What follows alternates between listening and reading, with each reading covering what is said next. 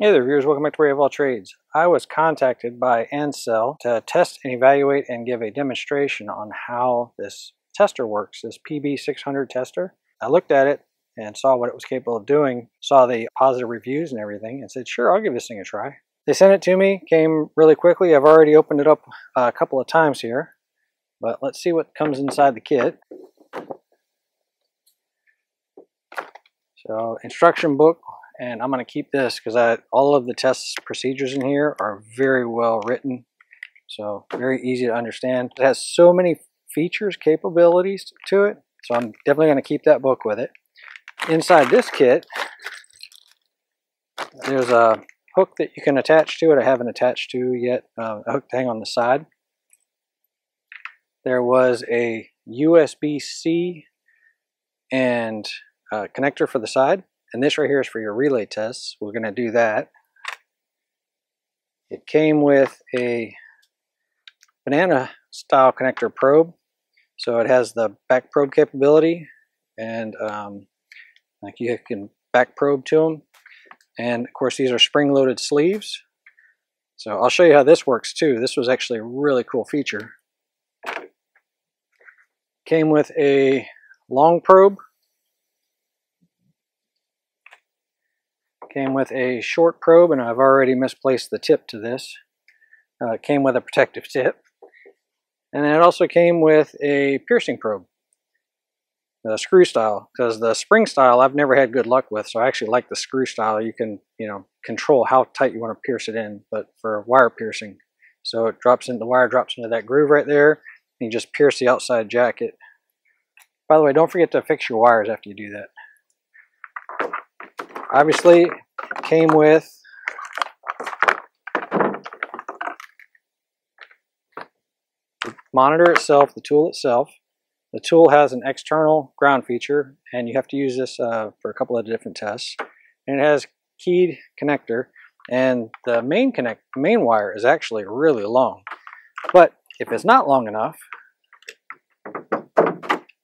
it does come with a really long extension cable that would connect to there. So, and the reason that you'd need that is because the way this thing powers up is it takes the power directly from the battery. And that's where some of your testing is done too. So it's keyed connector, can only go in one way.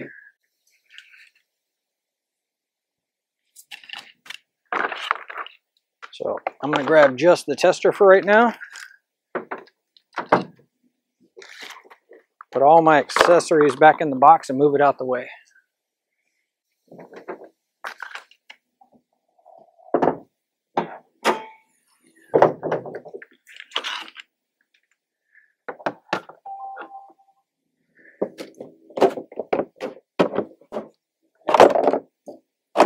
Expose my battery.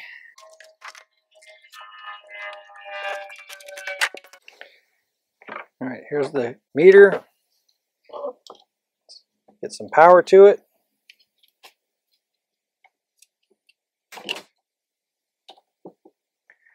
And once you've hooked up, it comes on in 3 seconds.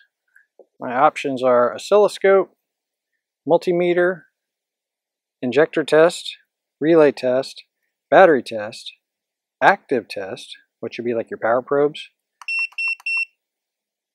And it also has PN test and setup. Let's go through these one at a time. So we're going to start off on oscilloscope. One thing that's really cool I noticed on this is it's got 2 LEDs on top that are always there and illuminate your work pretty well. I love that feature. So let's just take the probe, drop it on the top right there. All right, let's choose oscilloscope. All right, inside oscilloscope we have voltage DC, voltage AC, frequency, and duty cycle. It also reads your minimum and maximum for the session that you're in. Currently my battery is sitting at 12.5 volts. Notice I'm reading 12.51 volts, just like the green indicator did. I've got a red plus symbol that's lit up right here to let you know that you got a positive signal, and it's got a steady beep to it. Watch what happens when I put it on the negative.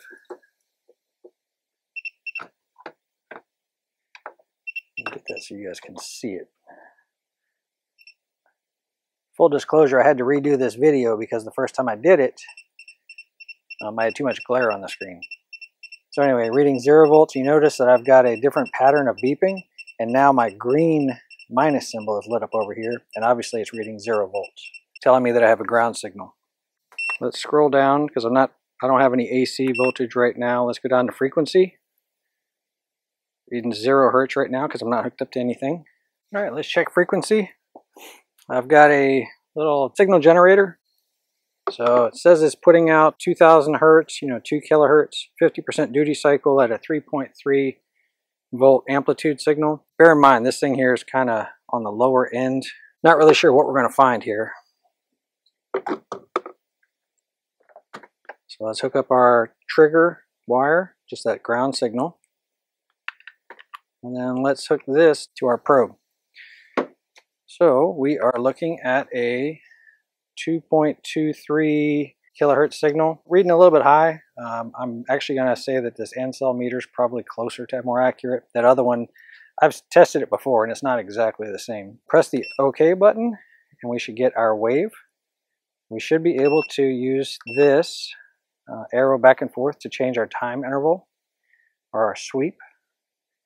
So right now it's at 100 microseconds, 50 microseconds. Bring it back up, 500 microseconds, 1 millisecond. You can see my value changing right there. 100 microseconds, 50 microseconds, 200 microseconds. Okay, that part's working. Let's change it to duty cycle. All right, so my duty cycle, again, 500 microsecond sweep. Let's hit the OK button, and we're supposed to be getting 50% duty cycle is what my signal generator is putting out. You can see it's slightly high. Again, I'm trusting this device more so than that other one just because I have experience. So voltage, frequency, duty. I don't have anything to generate that AC signal. You're not supposed to use this on 120 volt. I want to say that the maximum range is 110, I want to say the literature says, but it's not made for household stuff. It's made for cars. So I'm trying to think of anything on a car that I could generate AC power. Potentially I can get it from the alternator. You could also use it for like a stator, things like that. So expecting outputs for a stator. All right, moving into our next test. Let's go back out. And we're going to choose multimeter. On this one, the multimeter is ohms and diode test. For the ohms, what you're expecting is one side to be this, the other side to be the tip. So expect 0 there. It's going to beep anytime it's under 300 ohms. So we can check and see from there to the motor. Bad connection, and then as soon as I move it around, I get a good connection. 0 ohms right now. Okay, and then you can check it against the body. So that's actually not a good ground right there. Good ground here. I should have ground here. I'm getting 10 kilo ohms though, so it must be the bolt going through the paint. The motor itself is 0 ohms. Radiator cap obviously going to be really high because it's a plastic radiator. And let's do a diode test on this thing. So I just pulled an old, maybe it's a regulator, out from my parts bin. And these two right here are a diode. So let's go to diode test, which is a little bit different than an ohms test. All right, diode test actually pushes voltage through it to see how much voltage you get. So it tests it similar to when you're doing an ohms reading and you get like a high and a low. We're actually looking for how much voltage is actually going through it. So we're on diode test. We should have continuity one direction and no continuity the other direction.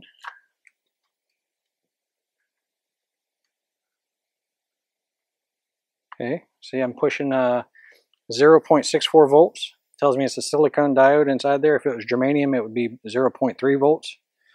So, and then if we reverse our leads,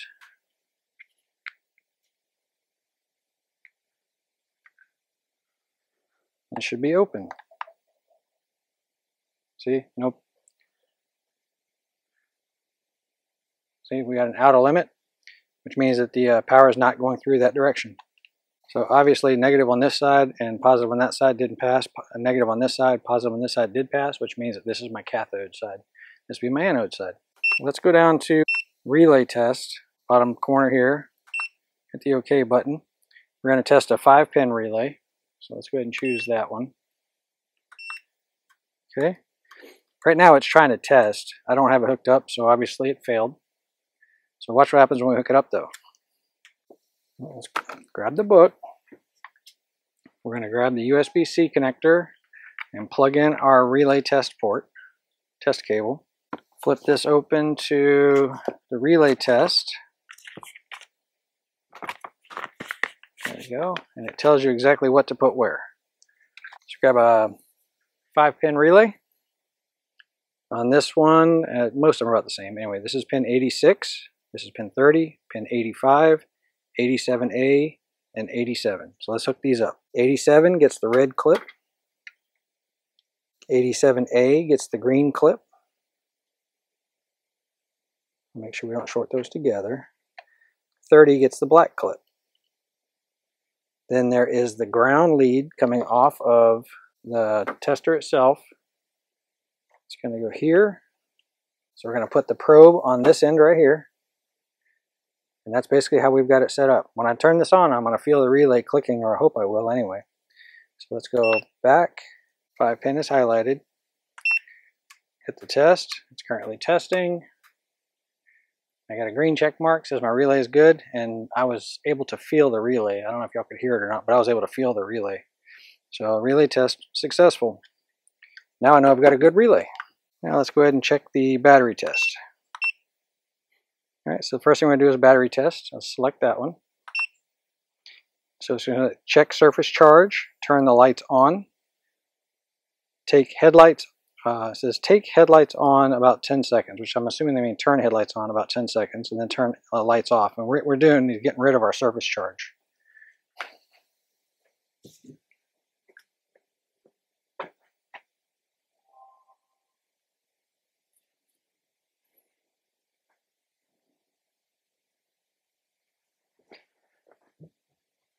All right, turn those off.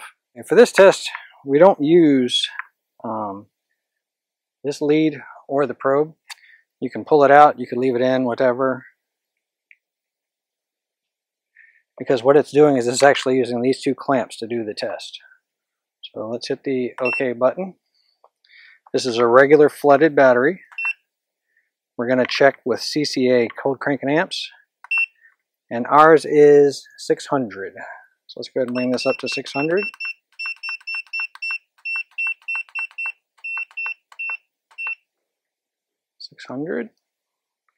Hit the OK button.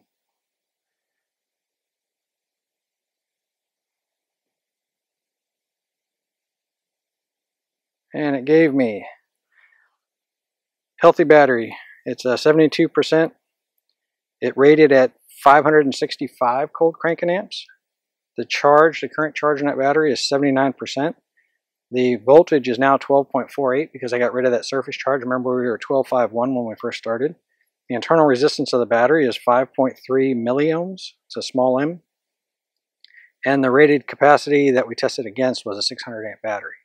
So, good battery. They're calling it a good battery. I'd say it's fair because we're coming up on winter, right? So let's go out a page. Let's go to the cranking test. Hit the OK button. It says to start the engine. Y'all hold on while I start the engine.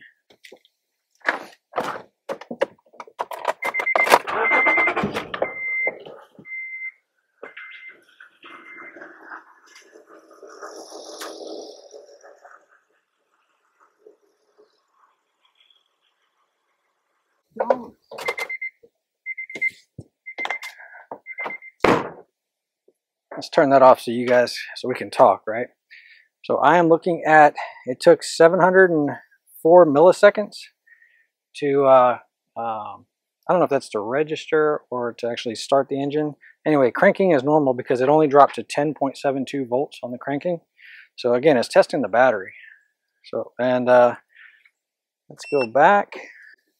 which is kind of basically a load test, right? Now let's go to charging test. Okay.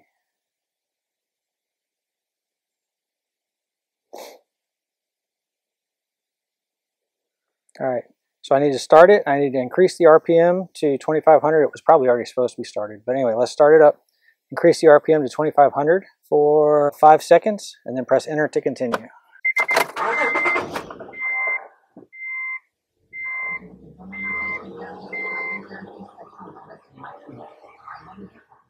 Let's see what it says, because like I said, it should have already been running when I did that. So enter, testing, loaded 12.54 volts, unloaded 14.06, ripple is 0 millivolts, and charging is normal. Let's exit out of there. Let's go ahead and do an active test. So you see I have a battery positive and a battery negative. When I press these two buttons, you'll see a very, very faint line come around these two buttons. But when I press to the left for battery plus, I get a beep. It's red, and I'm pushing 12.6 volts roughly out that tip. When I push the arrow to the right, I'm sending a negative signal out here. So this is an active test. If you have a component inside your hand, let's use a light bulb so we can get a visual of what's occurring here. So I've got the ground lead of the tester in my hand, touching the side of the bulb. I'm going to touch the bottom of the bulb. I'm going to send positive volts to it.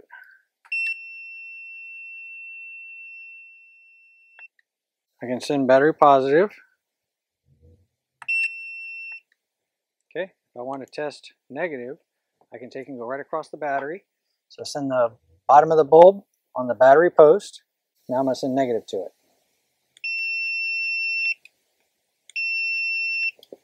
You can send positive and negative right out this post right here. And then we have the PN test, which is basically the same function as the diode test. It's inside the multimeter function. And of course, setup, you can actually change language, buzzer, things like that. If you don't like the noises it's making, and probably the volume. The only test we haven't done so far is the fuel injector test. Let's see if we can do that. Okay, it took me a minute. So the way that these injectors are done, it has a hot signal that comes up on the backside. It's super easy to reach. The signal, the control signal, is coming all the way from the PCM, which is buried in the dashboard. And I tried to access that. I couldn't get to it. I couldn't access the injectors directly because of this plenum in the way. So I found one of the control wires coming through the wiring harness, and I used the piercing probe and the banana plug, right? The banana plug wire that comes with it. So I plugged into the piercing probe. Plug into the meter. Let's fire it up and see what we get.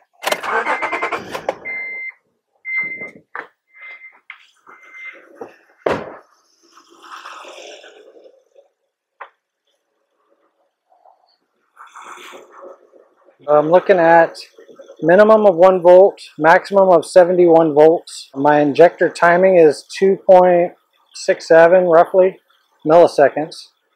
So if I press the OK button, I should get my pattern. And there's my pattern.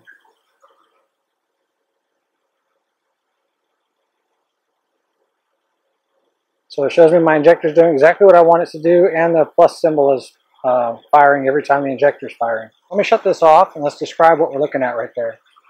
Obviously, my pattern's gone now, right, off of the meter. So let's just use a piece of paper here and figure out what's going on. You have your injector voltage, which would be this front leading edge right there. Down here it says minimum 1.1, maximum 84.1. Here's your injector voltage. Your minimum voltage is this bottom shelf here. You have a spike. That's when your injector fires. That's your max voltage. This line right here is your fuel injection time, like how long it's open for, how long the injector's open for. And it's open for 4.0 milliseconds on this one. So voltage per each grid, 10 volts per grid, going vertically, is 10 volts. And then your sweep time, if you want to know how long it is between grids going horizontally, that would be your sweep time. So 1 millisecond per each grid. 10 volts vertically, 1 millisecond right now going horizontally. Anyway, this is what your injection pulse should look like. And you know how long the injector is open for, if you have any anomalies, things like that. So I've got some wiring to clean up. I want to cover up that wire that I just pierced, which it was a very small hole, but I still want to cover it up. The tester does everything it says it'll do. I'm very impressed. Multimeter function, the only one that confused me was the volts were under the oscilloscope menu instead of the multimeter menu, but easy change. And I've noticed that the other testers that I have said the exact same way. Other than that, everything else it does everything it says it'll do. Nice product. Like I said, it has a screw mount right here. So that's where that hook was. It attaches there if you wanted to hang it up on something. Nice padded carrying case to store it in. I'm going to give this one 2 thumbs up. I like it. So nice job, Ancel. I like the product you've made. All-in-one tester. I don't have to carry my power probe, my DVOM, my multimeter, my load tester, my battery tester. All that is all in one, especially as far as a portable product. If I'm out and about, and I can use this on lawnmowers, I can use this on cars, I can use it on anything that's 12 volts. Just talking about lawnmowers real fast, I can do the load test on the battery. So lawnmower batteries will have like a 320 cca battery, so you can test that. You can check the charging on a lawnmower battery with the DC voltage, see what it's doing. You can use the AC function to check the stator output and verify that you've got AC voltage coming to your regulator. You can ohm ignition coils, including having lights to be able to get where you got to get to. And nice little package. I'm sure there's other stuff. Oh yeah, lots of relays on mowers. Checking switches, checking for grounds, applying power, checking solenoids, all that other stuff. So for small engines, this is going to be a game changer for me. I'm going to recommend this product, and there will be a link for it in the description. Thank you all very much for hanging out. I will catch you guys on the next one.